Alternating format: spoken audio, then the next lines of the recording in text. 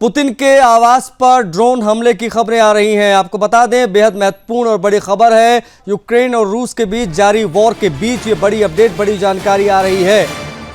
रूस के president Vladimir Putin के आवास पर ड्रोन हमले की खबर है। प्रधानमंत्री मोदी ने भी चिंता जताई है। पीएम मोदी बोले हैं कि शांति का सबसे अच्छा रास्ता कूटनीति है। सभी पक्षों से भड़काऊ कदमों से बचने की अपील भी प्रधानमंत्री मोदी ने की है। लेकिन बता आपको दें कि इस पर रूस का दावा है कि यूक्रेन के 91 यानी 91 ड्रोन हमने नाकाम कर दिए जो दागे गए थे रूस की तरफ, पुतिन के आवास की तरफ। ये बड़ी जानकारी आपको हम बता दें। देखिए, प्रधानमंत्री मोदी ने रूस के राष्ट्रपति व्लादिमीर पुतिन के आवास पर यूक्रेन के कथित ड्रोन हमले की खबरों पर गहरी चिंता जताई। उन्होंने सोशल मीडिया प्लेटफॉर्म एक्स पर एक पोस्ट में कहा है कि मौजूदा समय में कूटनीति प्रयास ही दुश्मनी खत्म करने और शांति हासिल करने का सबसे अच्छा तरीका है।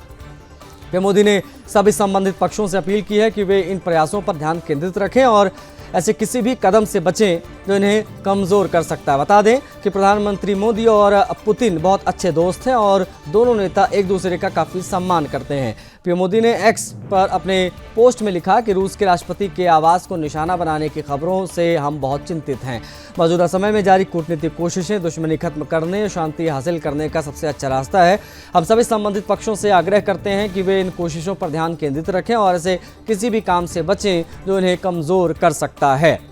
बता दें कि पीएम मोदी का ये बयान ऐसे समय में आया है जब रूस ने दावा किया है कि यूक्रेन के 91 किलोमीटर लंबी दूरी के ड्रोन्स ने पुतिन के नोवागोरोड इलाके में स्थित कंट्री रेजिडेंस पर हमला करने की कोशिश की। रूस का कहना है कि ये हमला रविवार और सोमवार की रात के बीच हुआ था।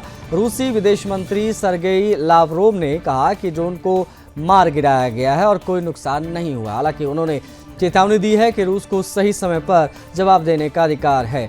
लावरोव ने इन यूक्रेनी हमलों को कीव और उसके सहयोगियों द्वारा शांति वार्ता को पटरी से उतारने की कोशिश के तौर पर बताया गया है।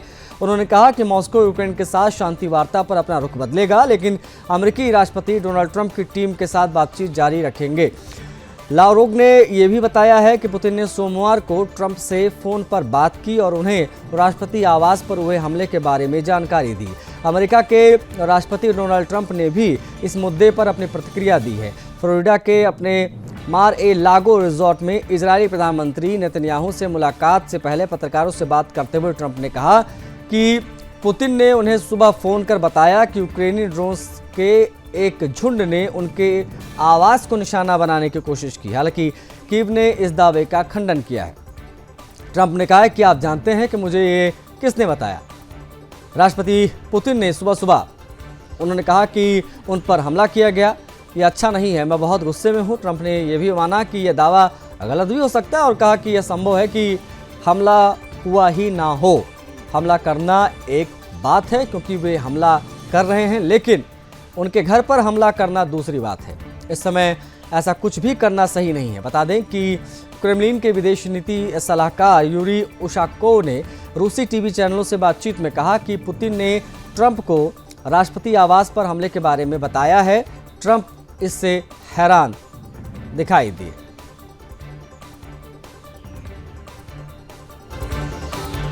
बात करेंगे घाना की। जी हां, घाना में एबो नोहा नाम के एक शख्स की कहानी आपको जरूर जाननी चाहिए। इन दिनों पूरी दुनिया में ये चर्चा का विषय बनी हुई। आप देखिए जरा इसको। ये दरअसल खुद को पैगंबर बता रहा था। इसका नाम है एबो नोहा, जिसे एबो एनोच भी कहा जा रहा है। इसे 25 दिसंबर को लेकर भविष्यवाणी की थी, जिसने लोगों के बीच डर, भ्रम और अंधविश्वास की एक नई लहर पैदा कर दी थी। एबो का दावा था कि उसे भगवान का संदेश मिला है कि 25 दिसंबर को भीषण बाढ़ आएगी और पूरी दुनिया तबाह हो जाएगी। उसके अनुसार ये तबाही सिर्फ एक दिन की नहीं होगी, बल्कि लगातार 3 साल तक भारी बारिश होगी और इंसानियत को बचाने का एकमात्र रास्ता उसकी एक नाव है जो होगी। नाव का नाम आर्क रखा। एबो नोहा की बातें उस वक्त और ज़्यादा खतरनाक लगने लगी जब घाना के कई इलाकों में पहले से ही भारी बारिश हो रही थी। मौसम खराब था, कुछ जगहों पर जलभराव, बाढ़ जैसे हालात। इसका फ़ायदा उसने उठाया। ऐसे माहौल में जब एबो सोशल मीडिया और यूट्यूब पर वीडियो डालकर खुद को नावे बनाते हुए दिखाने लगा तो लोगों का डर जो था वो और बढ़ गया। उसके वीडियो वायरल होने लगे। हजारों लोग ये मानने लगे कि वो सच बोल रहा है क्या। कई लोगों को लगा कि ये किसी आधुनिक नूह की कहानी है जो आने वाले सर्वनाश से पहले लोगों को चेतावनी दे रहा है। क्रिसमस का दिन आया लेकिन ना तो कोई वैश्विक बाढ़ आई और ना ही दुनिया तबाह हुई। हालात सामान्य रहे। इसके बाद लोगों के मन में सवाल उठने लगे। सोशल मीडिया पर एबो नोहा की भविष्यवाणी पर सवाल खड़े होने लगे और लोग उससे जवाब मांगने लगे। इस बीच एबो ने एक नया वीडियो जारी किया।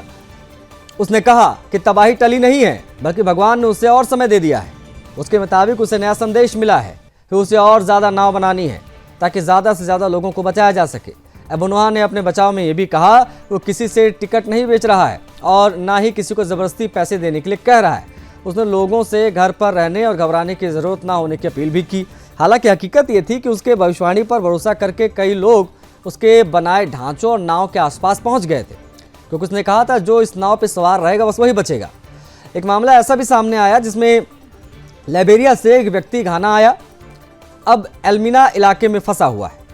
उसने एबो की बातों पर भरोसा किया था, अपना सब कुछ छोड़कर वहां वो पहुंचा। एक और चौंका देने वाली घटना में एक व्यक्ति अपने पूरे परिवार के साथ एबो की बताई नाव के पास रहने चला गया। जब 25 दिसंबर को कोई सर्वनाश नहीं हुआ तो गुस्से में आकर उस व्यक्ति ने एक ढांचे में आग लगा दी। बाद में पता चला कि जिस ढांचे को उसने जलाया वो एबो नोहा की नाव थी ही नहीं। इस घटना ने दिखा दिया कि कैसे डर और अंधविश्वास लोगों को हिंसा और गलत फैसलों की ओर ढकेल देते हैं। इस पूरे मामले ने तो तब और गंभीर मोड़ ले लिया जब ये खबर सामने आई कि एबो नोहा ने अपने फॉलोअर्स से मिले चंदे से करीब 80 लाख रुपए की मर्सिडीज कार खरीदी है। सोशल मीडिया पर कार की तस्वीरें वायरल हो गई। इसके बाद लोगों में और हैरानी और गुस्सा बढ़ गया। कई लोग इस सोच कर स्तब्ध रह गए कि इतनी बड़ी संख्या में लोगों ने इसकी बातों पर भरोसा कर कैसे लिया, जबकि वो खुद लग्जरी जिंदगी जी रहा है। हालांकि एबो नोहा ने इन आरोपों पर सफाई देते हुए कहा कि उसने किसी को धोखा नहीं दिया।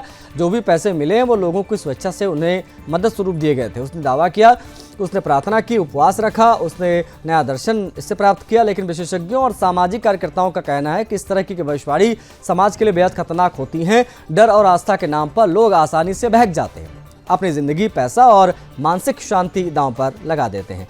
एबो नोहा की कहानी ने एक बार फिर से सवाल खड़ा कर दिया है कि बिना किसी ठोस सबूत के की गई भविष्यवाणी पर आंख मूंद कर भरोसा करना कितना नुकसानदेह हो सकता है।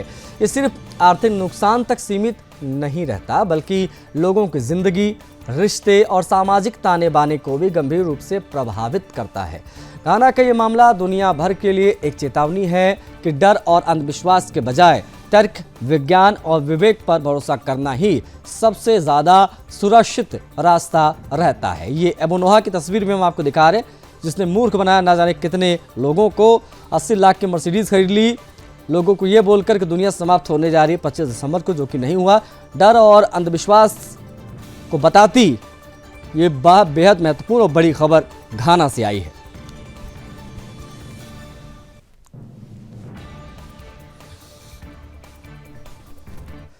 इजराइल के प्रधानमंत्री बेंजामिन नेतन्याहू ने अमेरिका के राष्ट्रपति ट्रंप की जमकर तारीफ की है। नेतन्याहू ने कहा है कि इजराइल को व्हाइट हाउस में ट्रंप जैसा दोस्त कभी नहीं मिला।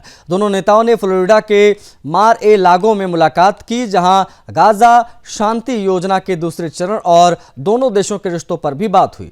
लेकिन मुलाकात के बाद नेतन्याहू ने एक्स पर पोस्ट किया, इजराइल को व्हाइट हाउस में ट्रंप जैसा दोस्त कभी नहीं मिला, ऐसा उन्होंने कहा। उनके नेतृत्व क्षमता, स्पष्ट सोच और इजराइल के लिए मजबूत समर्थन बहुत खास है। बातचीत के बाद नेतन्याहू ने कहा कि कई बार दोनों नेताओं के विचार अलग होते हैं, लेकिन उन्हें सुलझा लिया जाता है।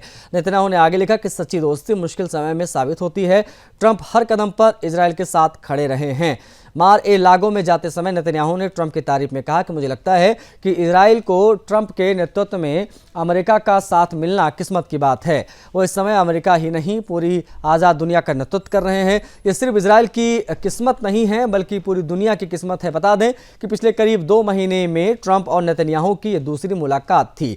ट्रंप इससे पहले अक्टूबर में इजराइल गए थे, जब इजराइल और हमास के बीच सीज फायर हुआ था। मुलाकात के दौरान ट्रंप ने नेतन्याहू से अपने अच्छे रिश्ते की बात की, नेतन्याहू को मजबूत आदमी बताया और कहा कि उन्होंने इजराइल को पहले से ज्यादा ताकतवर बनाया। हालांकि उन्होंने ये भी कहा कि नेतन्याहू से डील करना कभी कभी बहुत मुश्किल होता है। ट्रंप ने नेतन्याहू के भ्रष्टाचार के मामले में माफी देने की मांग की, फिर समर्थन किया। उन्होंने कहा कि माफी क्यों नहीं दी जाए, वो युद्धकालीन प्रधानमंत्री हैं, एक हीरो हैं। ट्रंप ने दावा किया कि उन्होंने इजराइल के राष्ट्रपति इसाक हर्जोग से बात की और माफी की प्रक्रिया चल रही है। लेकिन हर्जोग के ऑफिस ने ट्रंप के दावे को गलत बताते हुए कहा कि ऐसा कुछ भी नहीं हुआ है। मुलाकात के दौरान ट्रंप ने नेतन्याहू से अपने अच्छे रिश्ते की बात की। नेतन्याहू को मजबूत आदमी बताया, कहा कि इजराइल की पहले से ज़्यादा ताकतवर बनाया है। हालांकि उन्होंने ये भी कहा कि नेतन्याहू से डील करना कभी कभी बहुत मुश्किल होता है। ट्रंप ने नेतन्याहू के भ्रष्टाचार के मामले में काफ़ी माफ़ी देने की मांग का फिर से समर्थन किया। उन्होंने कहा कि माफ़ी क्यों नहीं दी जाए, वह युद्धकालीन प्रधानमंत्री हैं और एक हीरो हैं। ट्रंप ने दावा किया कि उन्होंने इजराइल के राष्ट्रपति इसाक हर्जोग से बात की और माफ़ी की प्रक्रिया चल रही है, लेकिन हर्जोग के ऑफिस ने ट्रंप के दावे को गलत बताते हुए कह दिया कि ऐसा कुछ भी नहीं हुआ है। बता दें कि ट्रंप ने पहली बार नेतन्याहू की माफ़ी का समर्थन इजराइल की संसद में अक्टूबर में किया था। उन्होंने भ्रष्टाचार के आरोपों को हल्का बताते हुए कहा कि यह सिर्फ सिगार और शैंपेन की छोटी मोटी बातें हैं। ट्रंप से मुलाकात के बाद नेतन्याहू ने कहा कि हमारी मुलाकात बहुत अच्छी रही, हम अपने विचार एक दूसरे के साथ शेयर कर रहे हैं। कभी कभी हमारे विचार अलग होते हैं, लेकिन हम उन्हें सुलझा लेते हैं। ज़्यादातर समय हम एक ही सोच रखते हैं। ट्रंप ने कहा कि मुझे इजराइल की तरफ से किसी तरह की दिक्कत नहीं है। उन्होंने 100% योजना का पालन किया है। ट्रंप की जमकर तारीफ नेतन्याहू ने किस प्रकार से की, जवाब में ट्रंप ने क्या कहा, वो तमाम बातों को समेटती है खबर।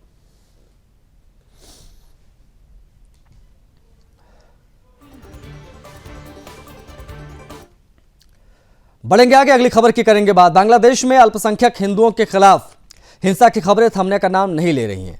ताज़ा घटना मयमनसिंह जिले में हुई, जहां बांग्लादेश के ग्रामीण अर्धसैनिक बल के सदस्य ब्रजेंद्र बिश्वास की गोली मारकर हत्या कर दी गई। गोली मारने का आरोप अंसार के ही साथी नोमान मियां पर है, उसे गिरफ्तार कर लिया गया। इसी मयमनसिंह जिले में कुछ दिन पहले दीपू चंद्र दास की पीट कर हत्या के बाद पेड़ से बांधकर जला दिया गया। बांग्लादेशी मीडिया रिपोर्ट्स के मुताबिक 40 साल के बजेंद्र के साथ ये वारदात सुल्ताना स्वेटर्स लिमिटेड फैक्ट्री के अंदर सोमवार शाम को करीब 6:30 बजे हुई। ये फैक्ट्री भालका उपजिला के मेहराबारी इलाके में स्थित है। फैक्ट्री की सिक्योरिटी के लिए 20 अंसार सदस्यों को तैनात किया गया था। चश्मदीदों के हवाले से आई खबरों में बताया गया कि घटना के समय आरोपी नोमान मियां, ब्रजेंद्र बिश्वास एक साथ बैठे थे। तभी अचानक नोमान ने अपने गन से ब्रजेंद्र पर फायर कर दिया। गोली उनकी बाईं जांघ पर लगी, काफ़ी खून बहा। अस्पताल लेकर गए, लेकिन डॉक्टरों ने उसको वहां डेड डिक्लेयर कर दिया। 40 वर्षीय ब्रजेंद्र बिश्वास पुत्र पवित्र बिश्वास सिलहट सदर उपजिला के कादिरपुर गांव का रहने वाला था। आरोपी नोमान मियां सुनामगंज जिले के ताहिरपुर थाना क्षेत्र का निवासी है। बांग्लादेशी मीडिया के मुताबिक लबीब ग्रुप के प्रभारी अंसार मेंबर एपीसी मोहम्मद अजहर अली ने दावा किया कि जिस समय यह घटना घटित हुई उस वक्त कमरे में कोई विवाद नहीं चल रहा था। उनके मुताबिक नोमान और ब्रजेंद्र मेरे कमरे में साथ बैठे थे। अचानक नोमान ने अपनी शॉटगन से ब्रजेंद्र को गोली मार दी। चिल्लाकर वो कह रहा था कि मैं गोली मार दूंगा। इसके तुरंत बाद उसने ट्रिगर दबा दिया, वहां से वो भाग निकला। इसके बाद ब्रजेंद्र के साथियों का दावा है कि पहले से नोमान के साथ कोई झगड़ा या बहस नहीं वहां पर हुई थी। मयमनसिंह बांग्लादेश में ये एक बार फिर से एक हिंदू की हत्या का मामला है।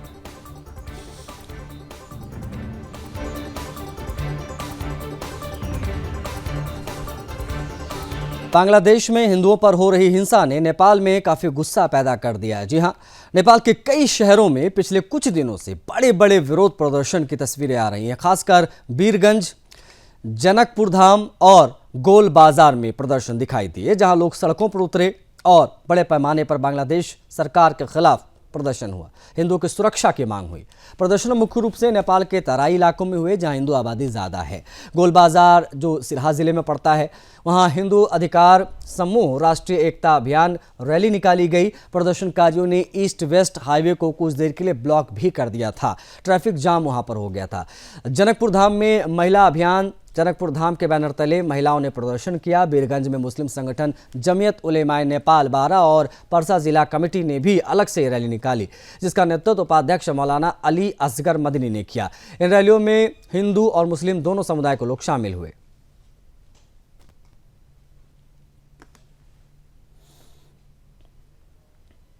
इसी के साथ इस बुलेटिन में फिलहाल इतना है। मुझे आज्ञा दीजिए। जय हिंद।